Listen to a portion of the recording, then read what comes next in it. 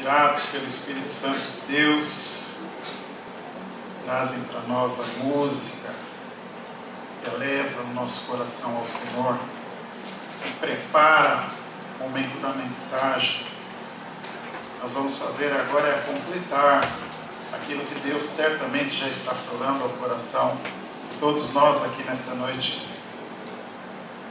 E o banquete que Deus está servindo a essa igreja tem sido maravilhoso. Hoje pela manhã nós tivemos a oportunidade, os irmãos que puderam estar aqui conosco nessa manhã, nós vimos o nosso amado Eduardo trazendo uma palavra que eu creio que falou profundamente ao coração de todos os presentes, a verdade que liberta. Interessante é que a nossa irmã Luciana, ela sempre entra em contato, procura entrar em contato com a Selma, perguntando, olha, o que os pastores vão pregar, o tema, para elaborar as músicas, tudo, né? E eu creio que o Eduardo, nós conversamos essa semana, mas só na quarta-feira conversamos um pouquinho, mas não entramos. Eu sabia que o Eduardo ia pregar, com referência ao tema, né, João 8,32, mas não conversei com ele sobre o meu tema, né? E hoje pela manhã está até sorrindo, né? Porque o tema que o Senhor falou profundamente ao nosso coração, em razão de umas conversas que nós tivemos com algumas pessoas durante a semana, com um jovem da nossa igreja, com minha esposa também, e outras pessoas. E o tema que que o Senhor colocou no nosso coração é uma pergunta: é possível vencer? O Edu já respondeu hoje de manhã, né? Quando nós buscamos a verdade do Senhor, a verdade que nos liberta. Mas nessa noite eu quero trazer também um compartilhar aqui. Nós não vamos falar sobre a história do personagem, porque nós já sabemos com profundidade a história desse personagem. Mas nós queremos falar da aplicação que esse jovem ele deixou no coração de cada um de nós com a sua história. O lado prático. Eu gostaria que você abrisse a sua Bíblia em Gênesis capítulo 39. Nós vamos ler somente versículo 8. Nós só vamos ler aqui a parte A. Durante o transcorrer da mensagem nós vamos enveredar por outros versículos aqui e nós vamos entender exatamente o porquê desse título. Aqui em Gênesis capítulo 39, versículo 8, parte A, está escrito: mas ele se recusou. Mas ele se recusou.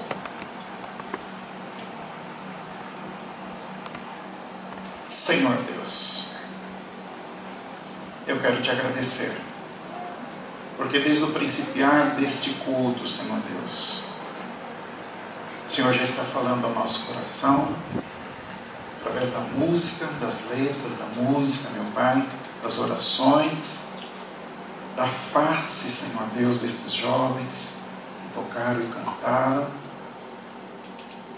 Nós te agradecemos pela vida no Senhor que o Senhor está nos concedendo nesta tarde e noite. Mas continue conosco, meu Pai, para que possamos, Senhor Deus, ao final desse culto, Senhor Deus, sermos um pouco mais, Senhor Deus, edificados e acrescentados mais da Tua Palavra. Pai, nesse exato momento também eu quero interceder pelos nossos amados que não podem estar conosco aqui. Alguns por motivo de viagem, que estão em férias, passeio, estão com as suas famílias em algum lugar. Mas outros, meu Pai, alguns deles estão até nos leitos dos hospitais. Guarde-os, Pai. Abrace-os, Pai. Aplique-lhes a bênção da cura, se isso não contrariar a Tua vontade. E que muito em breve, Senhor Deus, eles possam estar conosco aqui, dando testemunhos do seu operar na vida deles. Aqueles que estão viajando, guarde-os onde quer que eles estejam, que eles possam descansar e retornar. Esta é a minha oração, e a faço no nome santo e poderoso do Senhor Jesus Cristo, com perdão dos meus pecados. Amém.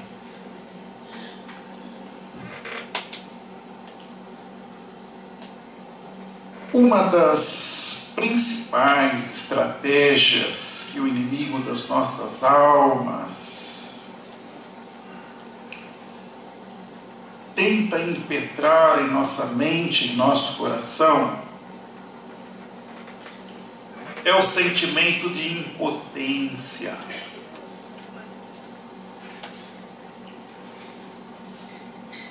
Ele conhece as circunstâncias, não conhece o nosso pensamento, porque ele não é onisciente.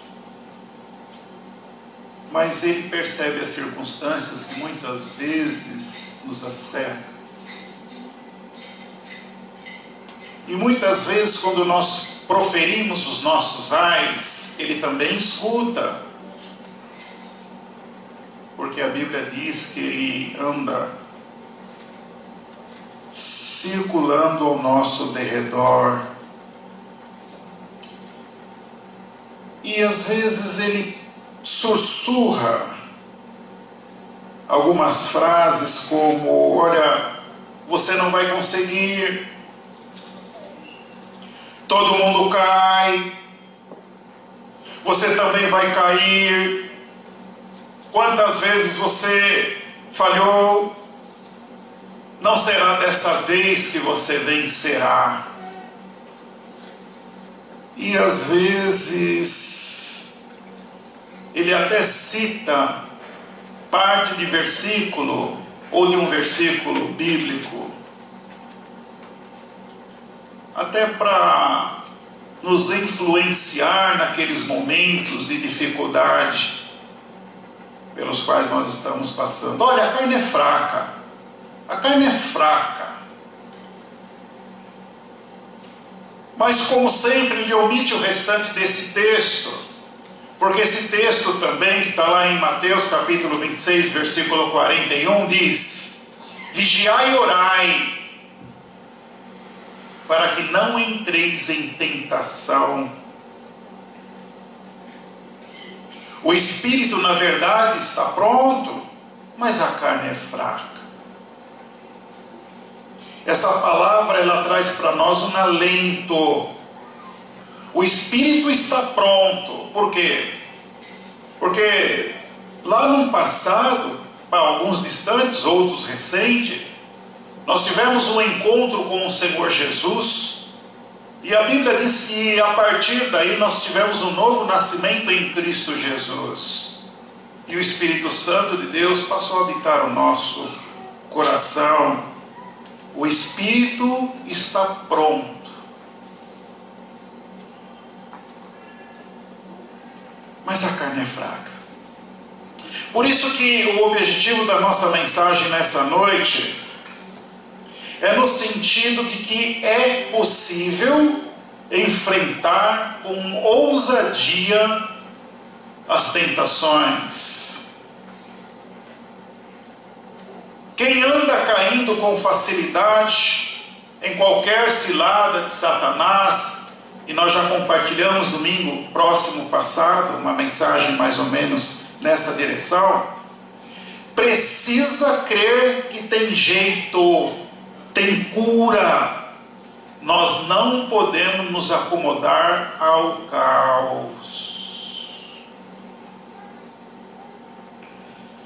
E eu creio que essas mensagens, tanto a de manhã que nós ouvimos, como essa, como nós tivemos também a oportunidade de compartilhar na semana passada, eu creio que é oportuno nós nos sedimentarmos agora no princípio do ano, porque nós precisamos estar atentos para não cairmos nas ciladas de Satanás. E é por isso que quando nós estávamos orando ao Senhor,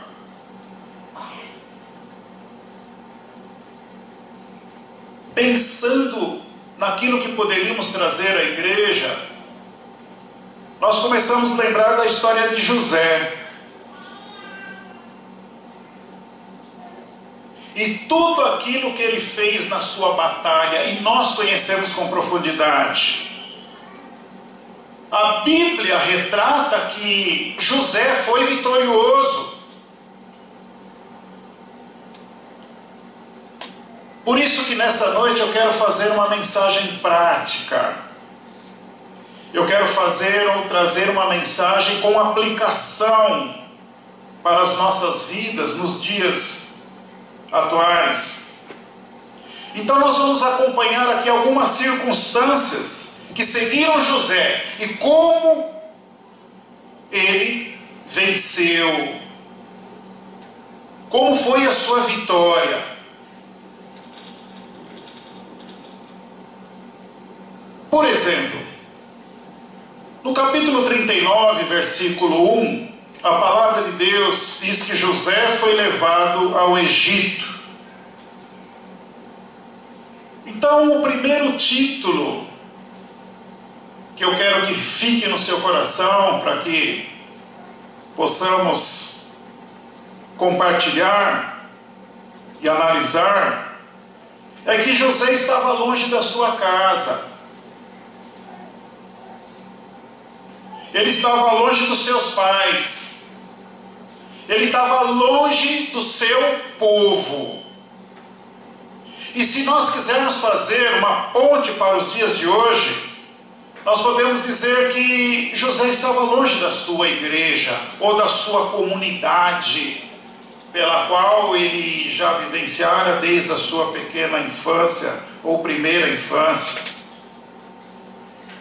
Lá em terras do Egito, poderia ter vindo um pensamento na cabeça dele: ninguém está vendo, posso fazer tudo o que quero, eu posso ser uma outra pessoa aqui. Por quê? Porque nos dias de hoje, muitas pessoas têm caído quando creem nesses argumentos. Principalmente quando nessa época nós damos um pouco de folga à igreja, porque é tempo de sairmos, é tempo de nós tirarmos férias da escola, tiramos às vezes férias da própria igreja, tiramos folgas do trabalho. Mas infelizmente algumas pessoas também tiram folga de Deus.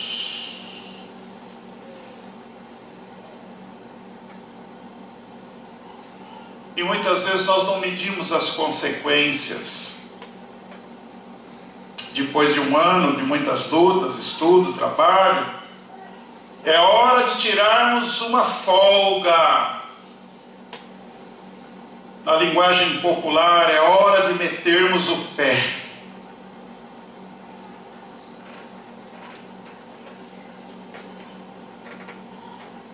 E é aí que às vezes o inimigo, ele fala profundamente ao nosso coração. Em outras palavras, ele nos incentiva. Olha, agora você está longe, nessa cidade ninguém te conhece, nessa praia ninguém está te vendo.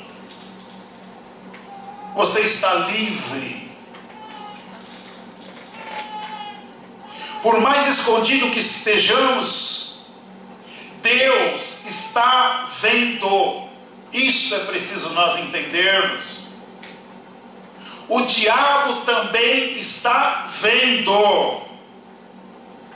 Você está vendo qual é a situação e o lugar que você se encontra. E a pessoa com o qual você pode estar pecando também está vendo.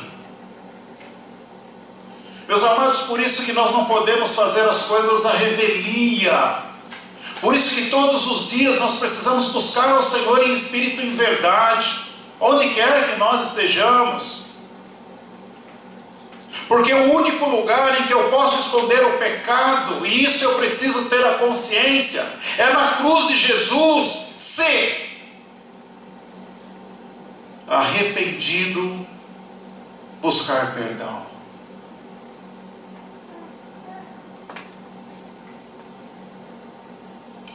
Provérbios capítulo 15, versículo 3 diz o seguinte: os olhos do Senhor estão em todo lugar, vigiando os maus e os bons. Por isso que José, mesmo estando longe, ele guardava os ensinamentos de Deus em seu coração. Eduque o seu filho no caminho que ele deve andar, porque quando ele for grande, ele jamais se esquecerá dele, daquilo que você falou.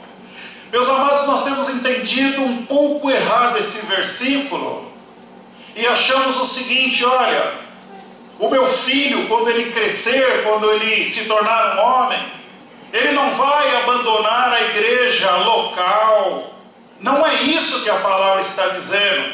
A palavra de Deus está dizendo que eu e você, como pai e mãe, precisamos ensinar os nossos filhos, porque quando eles estiverem longe de nós e tiver que tomar as grandes decisões da vida dele, aqueles ensinamentos que foram colocados no seu coração, quando os pais não estiverem perto, Deus ouvirá a sua oração como pai e mãe, para que ele se relembre de tudo aquilo que ele aprendeu, e que nas dificuldades que ele estiver, aonde quer que ele esteja, ele possa buscar o Senhor em espírito e em verdade, porque ele certamente sentirá a graça de Deus, sentirá a presença de Deus onde quer que ele esteja.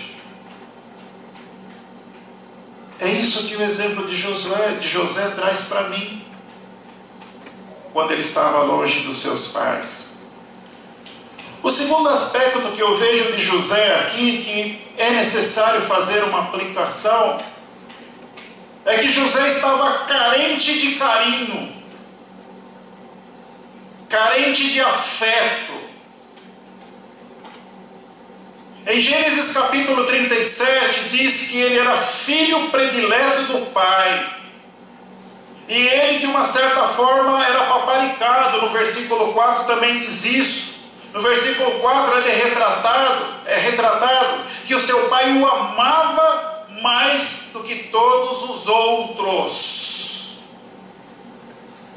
Mas agora José estava numa terra distante, sem ninguém para dar carinho, sem ninguém para dar colo para ele, sem ninguém para dar um abraço. E quando eu trago para os dias de hoje, eu percebo que muitos caem por isso. Cônjuges carentes de amor, ou filhos passando fome de afeto em casa, vão procurar na rua. Isso não justifica, mas muitas vezes nós queremos explicar. Olha, esta é uma questão social dos dias de hoje. A vida está difícil, as famílias estão se enfraquecendo.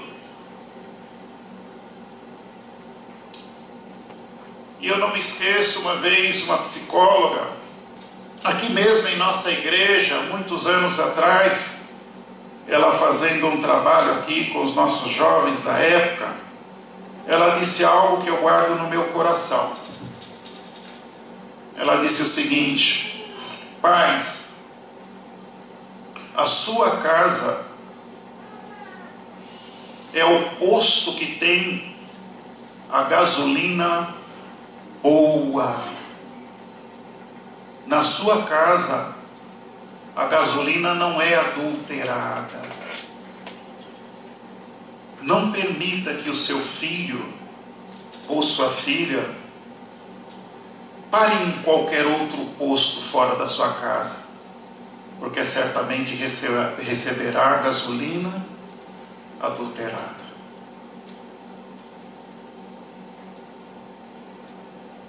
O que eu quero dizer para você, meu irmão,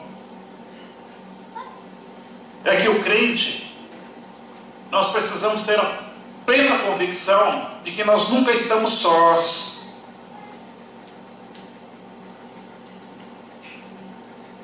Eu e você pertencemos à família do grande Deus. Esta família está alocada aqui em Vila da Lila, porque esta é a sua igreja.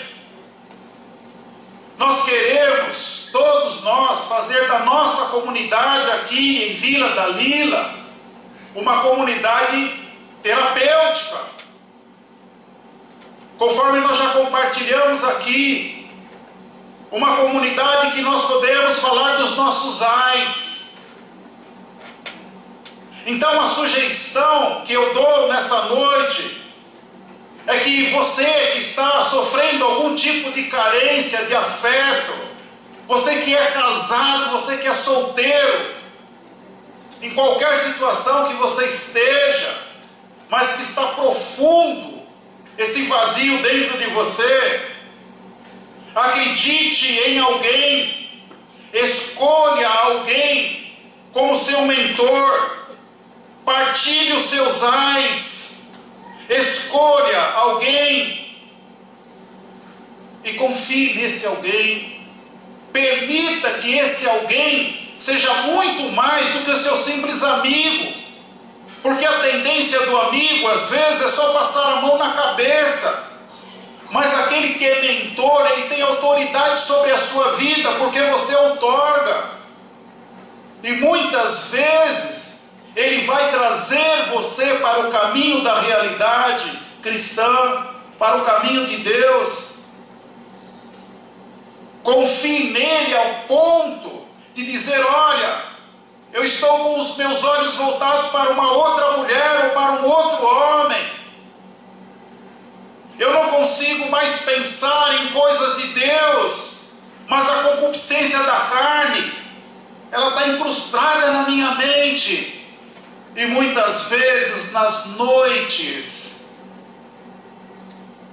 a minha tentação é que fortalece o meu ego. E quando essas coisas são confessadas, quando elas saem do nosso coração, nos traz o alívio. E nos dá a oportunidade da restauração com Deus. Entenda bem, eu não estou dizendo que você tem que estar ou ficar na dependência de alguém. Não é isso. Porque o único alvo fixo é o Senhor Jesus, não é o pastor, não é o seu mentor. Nós, como homens, somos alvos móveis. E se você fizer de um alvo móvel o seu dependente, quando ele errar, é capaz de você ir junto, ou você ficar entristecido e abandonar a causa do Senhor. Mas tem homens e mulheres comprometidos com o nosso Deus. E os homens e mulheres comprometidos com Deus, eles sabem ouvir. E eles permitem que você elabore um sentimento e um pensamento onde você mesmo pode vencer as suas próprias crises sem dependência. Isaías 41 diz o seguinte, 41:6: um ajudou o outro e disse ao seu companheiro: esforça-te. Um ajudou o outro, a comunhão, o relacionamento que é necessário, mas a responsabilidade é de cada um, porque foi assim que Jesus nos ensinou. Mulher, cadê aqueles que te acusavam? Eles não estão mais aqui, eles não estão mais aqui, e nem eu te acuso. Vais, ou vades, e não peques mais.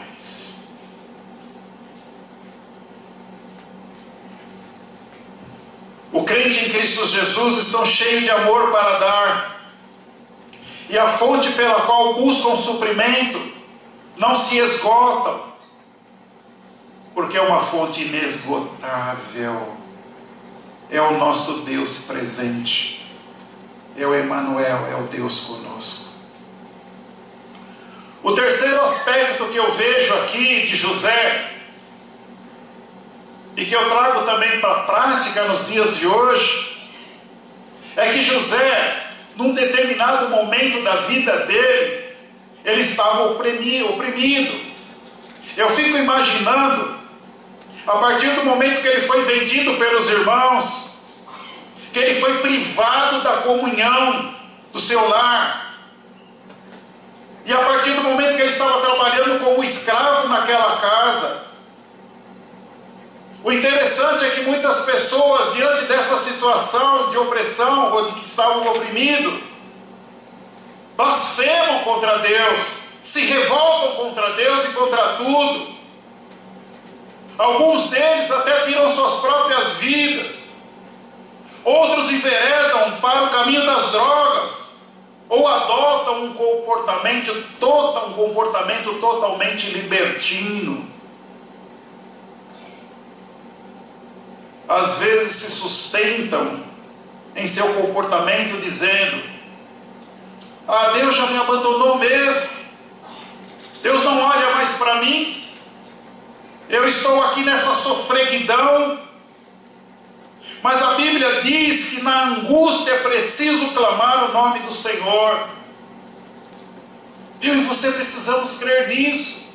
Na angústia é preciso clamar o nome do Senhor. Salmo 120, versículo 1. Na minha angústia clamei ao Senhor, e Ele me respondeu. Sabe por quê?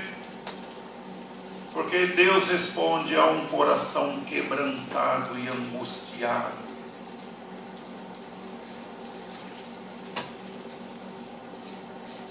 E sabe o que acontece às vezes?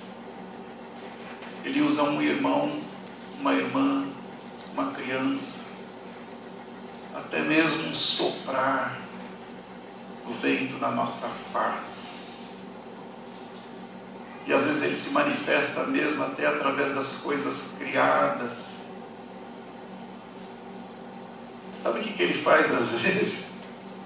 Ele faz você tropeçar para sentir dor, para verificar que aquela pedra que ousou fazer você tropeçar, ela pode ser tirada do seu caminho.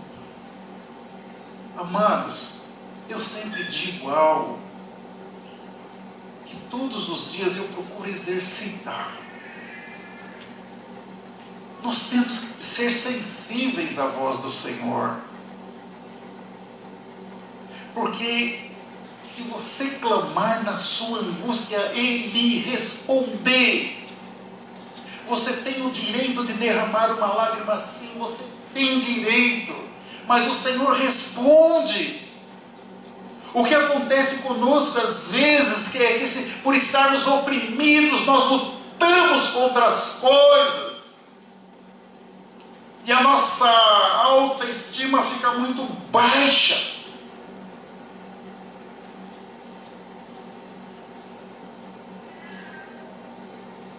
E às vezes nos impede de ver o toque do Senhor.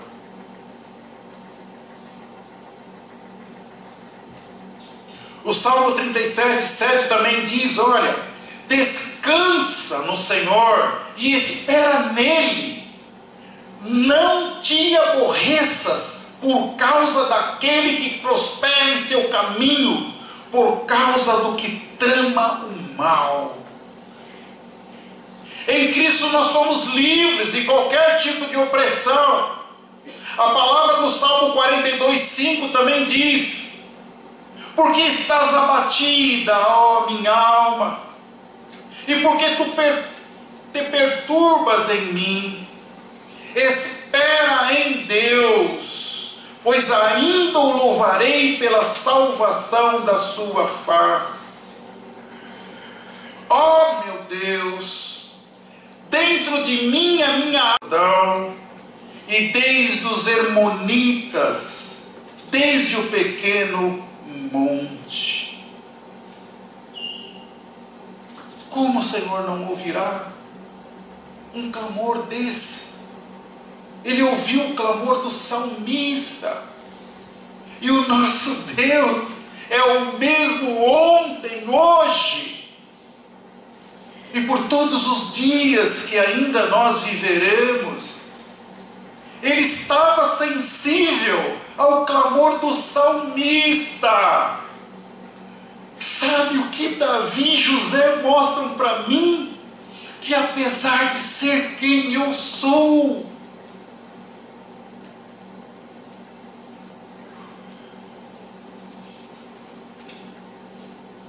eu ainda não matei ninguém. Eu ainda não coloquei ninguém à frente, porque pretendia ficar com a mulher de Urias. E esse homem que foi um homicida, ele foi e é um homem segundo o coração de Deus. Então, para mim e para você, há um ouvido lá dos céus, um Deus imanente, mais presente, que nos ouve. Mas é preciso que estejamos disponíveis para Ele. O quarto aspecto que eu vejo aqui de José me levou a fazer uma pequena pesquisa. Os costumes da época de José. Eu estava lendo num comentário que naquela época ali no Egito, na época de Potifar, a esposa de Potifar não era a única a cometer o pecado de assédio. Aliás, é uma palavra em voga nos dias de hoje, e de adultério. Mas tal prática era comum. Se você tiver uma oportunidade depois, lê os versículos de Gênesis 35 e 38, que você vai encontrar exemplos de comportamentos sexuais ali, bem hediondos. E o que é que isso me trouxe? Se naquela época o comportamento leviano era comum, nos dias de hoje, nós ouvimos algumas coisas mais ou menos assim: olha, você precisa ser uma pessoa atualizada para a época que você está vivendo. O modismo está aí para você usufruir dele. Mas nós não podemos esquecer que todo modismo ele é trivial. Ele tem só uma época, só um pouco de espaço de tempo. E quando nós não percebemos que o modismo é trivial, muitas vezes, quando nós nos submetemos a esse modismo trivial, poderemos ter sequelas para o resto das nossas vidas.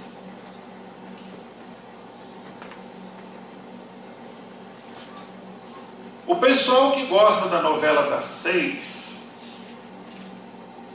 que já está por quase 25 anos no ar, essa semana eu parei e fiquei ouvindo o pai e a mãe abriram as portas da sua casa e deram liberdade para sua filha e o namorado dela ficarem juntos, dormirem juntos, ter relação sexual. A menina é uma menina bem arraigada ao modismo trivial, e ela conversa com a sua mãe, e a sua mãe acha natural esse tipo de relacionamento.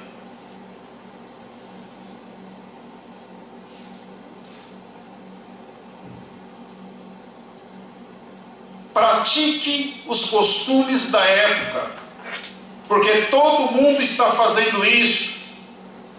Mas o que é que a Bíblia fala para nós? Meus amados, deixa eu dizer uma coisa para você. A mensagem dessa noite não é só para os jovens, é para todos nós. Porque hoje as famílias chamadas do momento, algumas delas já estão vivendo em 3. A própria lei aqui no Brasil já reconhece a união estável. A união estável não é casamento, porque não existe a responsabilidade como no casamento. Por exemplo, quem é casado pelas leis não pode casar com outra pessoa, porque comete o crime de bigamia.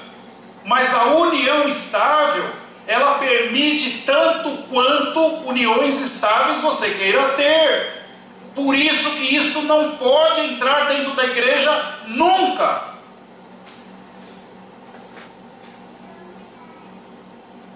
Mas a lei, ela já permite.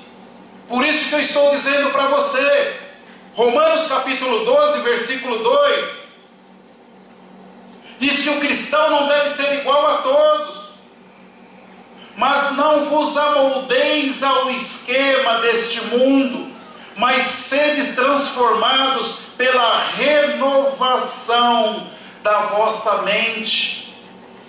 Ponto e abrindo aspas.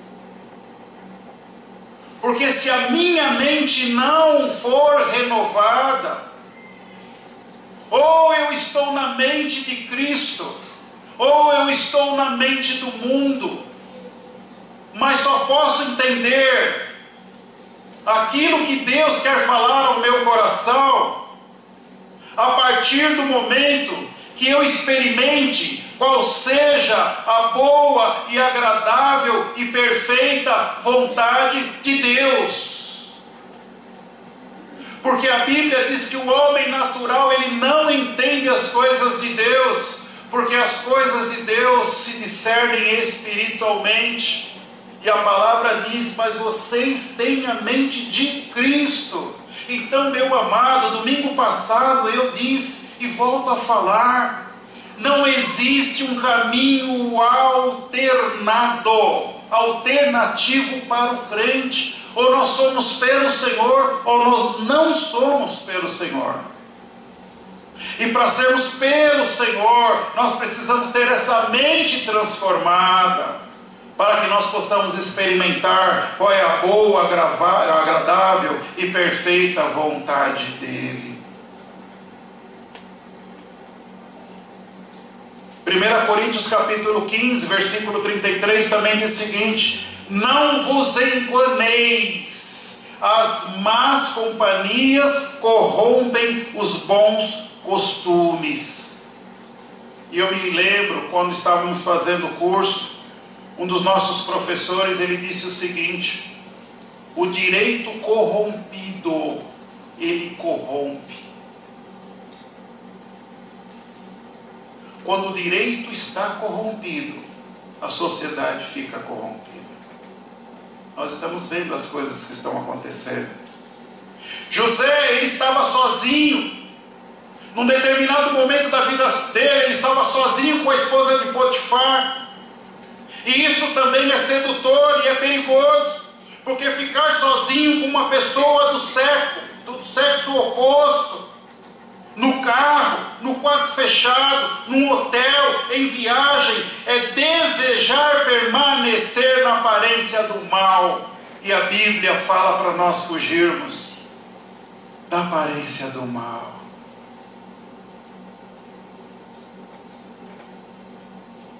Algum tempo atrás, uma pessoa falou para mim algo que a minha resposta foi balançar a cabeça. Olha, tem uma pessoa que está me assediando aí, e eu vou chegar lá para aquela pessoa e falar que eu sou um homem casado. Eu falei, o quê? Não, eu vou lá e vou falar para a pessoa que eu sou um homem casado. Aí eu disse para ele assim: você deve alguma coisa para a pessoa? Você acha que se você for até a pessoa e falar que você é um homem casado, ela vai te libertar? Você está preparado para a continuidade dessa conversa? Mas então o que eu devo fazer? Vai embora, faz como Paulo, foge, foge. Amado, quando você foge de uma situação de assédio, você não é mais homem ou menos homem. Você simplesmente não vai dar oportunidade para o inimigo. Você não deve nada para ele, você deve para o Senhor. E a palavra do Senhor diz que você precisa fugir. José estava naquela situação. Havia uma aparência do mal, mas ele estava fortalecido. Porque muitas pessoas caem aqui, se acham fortes demais para segurar aquela situação, mas na verdade não é preciso, você não deve nada para ninguém. A palavra de Deus diz para você: foge. E José fugiu.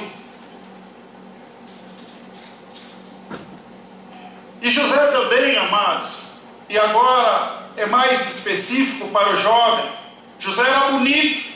No versículo 39, capítulo 39 do versículo 6, parte C, a palavra diz que José era belo de porte e de rosto. Hoje nós estamos vivendo um tempo de culto ao corpo, onde muitos não são bons mordomos do seu corpo. Muitos utilizam anabolizantes, ficam bombados, misturam com energético para ter um desempenho até sexual muito além dos seus limites, como seres humanos normais. Tudo isso para impressionar pessoas, assediá-las e trazê-las, ou fazê-las cair nas tentações. Muitas pessoas têm se tornado narcisistas, amados. E um dos primeiros sintomas do narcisismo é quantas vezes você bate no seu cabelo diante do espelho.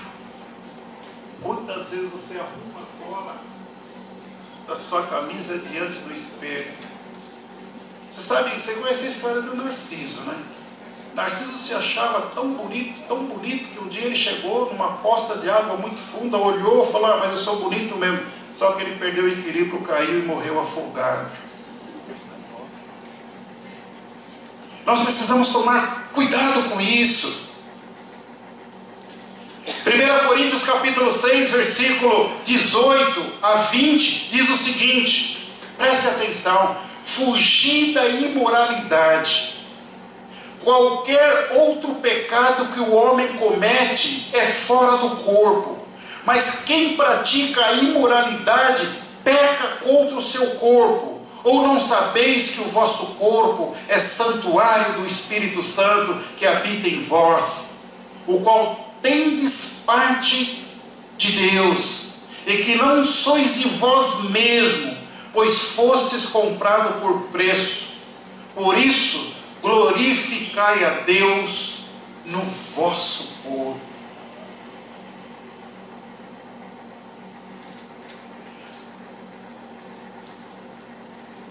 Quando você vai, tem uma passagem em Gálatas capítulo 6, versículo 7.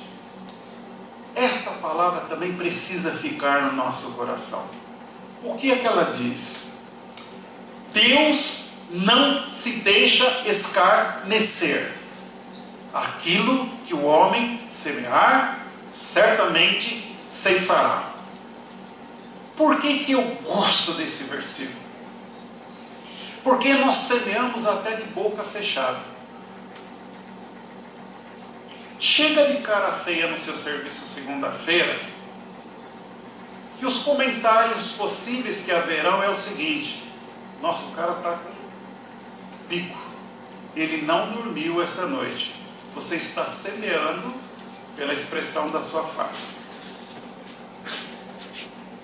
Nós semeamos pela roupa que nós vestimos.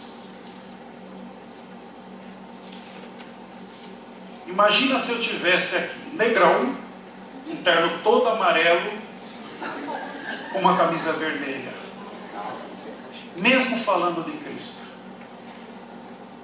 eu ia aparecer mais do que Jesus. Minhas irmãs, você sabe quando um homem olha para você e o que ele está semeando.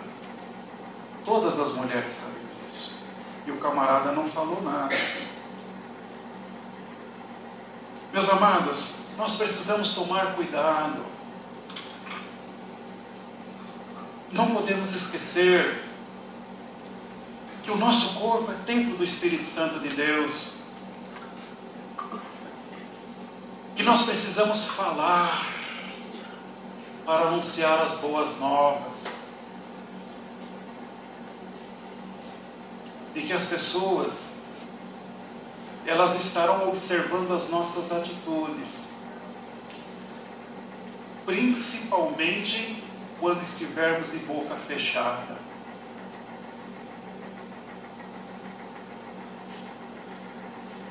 E o interessante é que quando eu volto aqui para José, Potifar, que era o marido da mulher que praticamente assediou José e investiu para cima dele, ele conhecia verdadeiramente a má índole da sua esposa. Sabe por quê?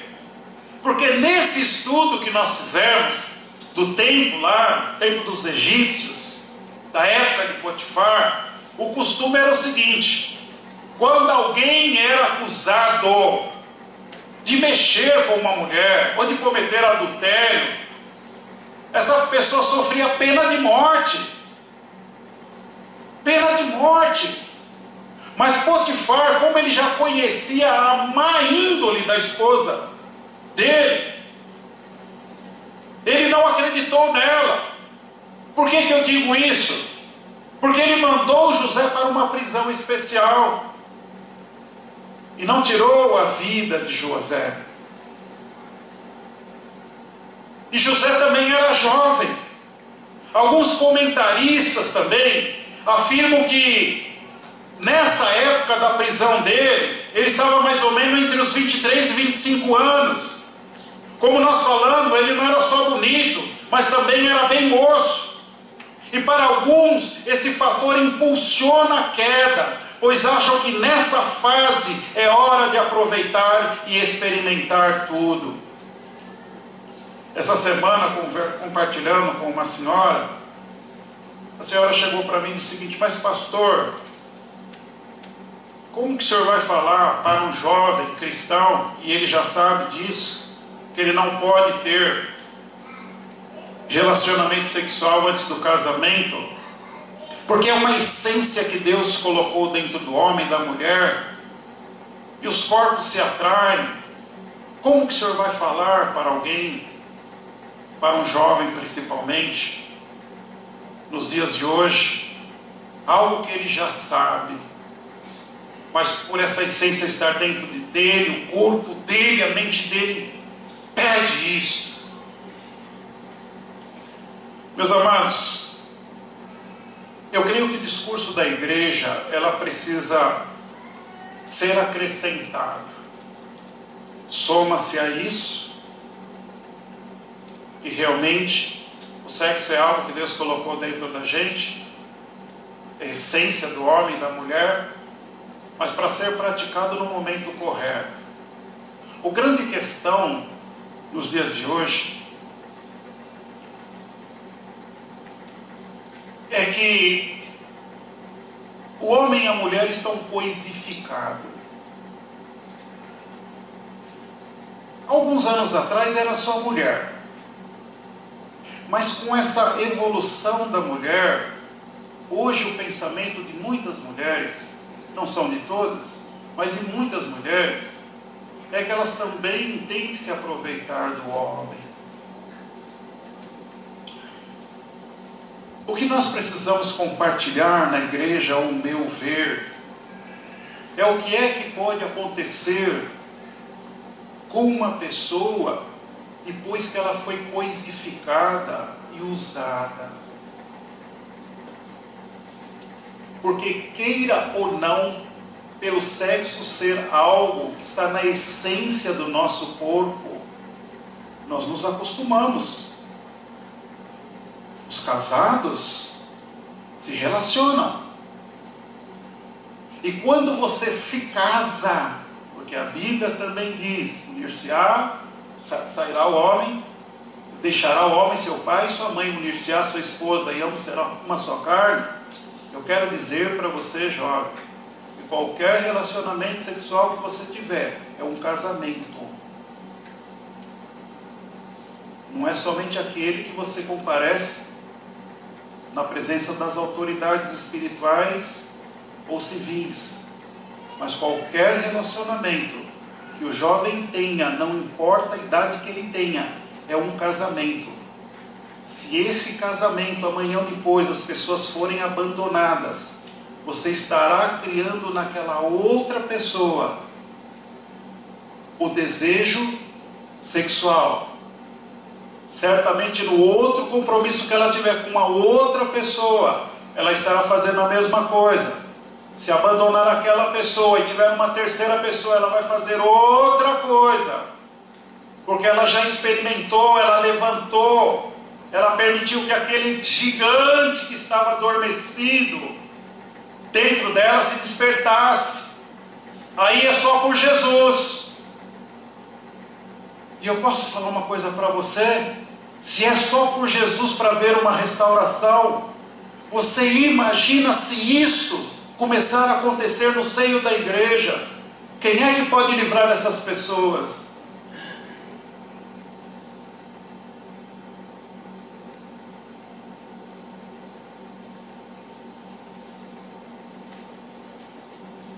A palavra de Deus, em Eclesiastes capítulo 11, versículo 9, diz-nos o seguinte: jovem, alegra-te na tua mocidade, e anima o teu coração nos dias da tua mocidade. Segue pelos caminhos do teu coração e pelo desejo. Opa, está liberado? Porém, saiba que Deus te trará a juízo por todas essas coisas.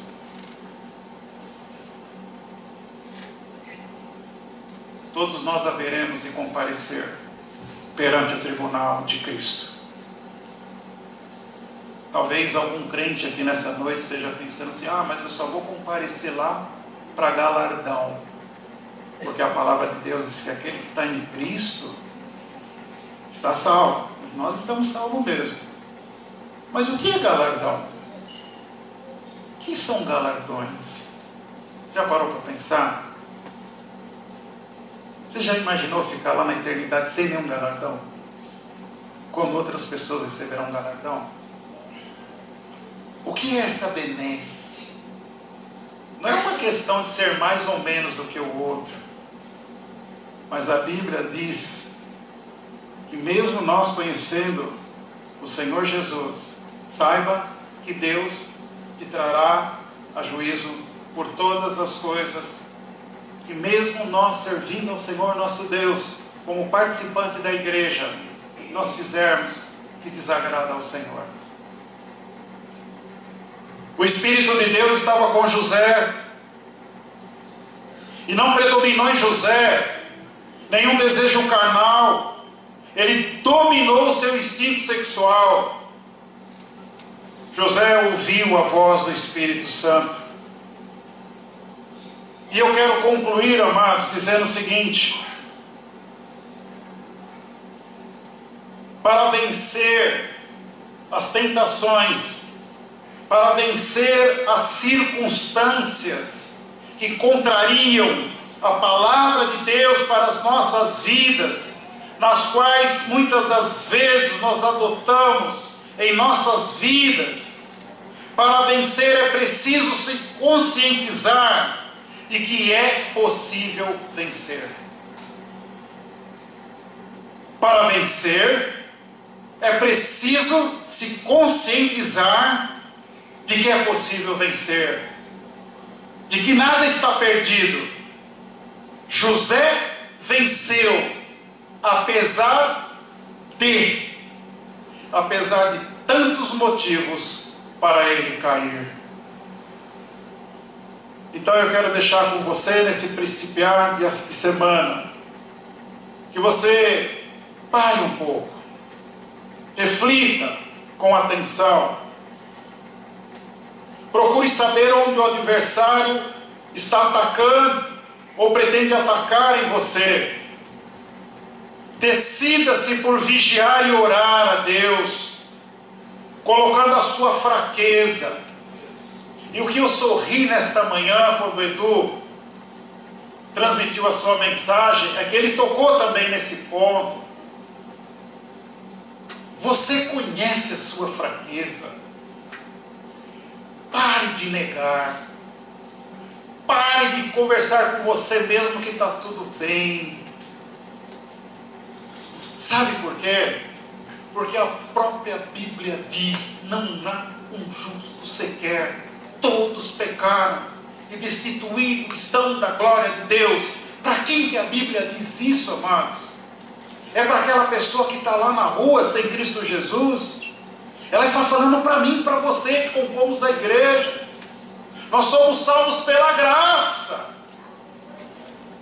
Mas em todos os dias nós precisamos continuar a sermos salvos. Porque a salvação final é somente quando o Senhor Jesus Cristo voltar, ou Ele nos chamar para estarmos junto com Ele. Eu termino essa noite falando o mesmo que eu falei na semana passada. Somente Deus pode restaurá-lo por completo. O que eu e você precisamos é nos decidirmos, é nos disponibilizarmos para Ele. Deus abençoe e que o Espírito Santo de Deus possa continuar falando com profundidade na vida de cada uma das pessoas. Vamos orar.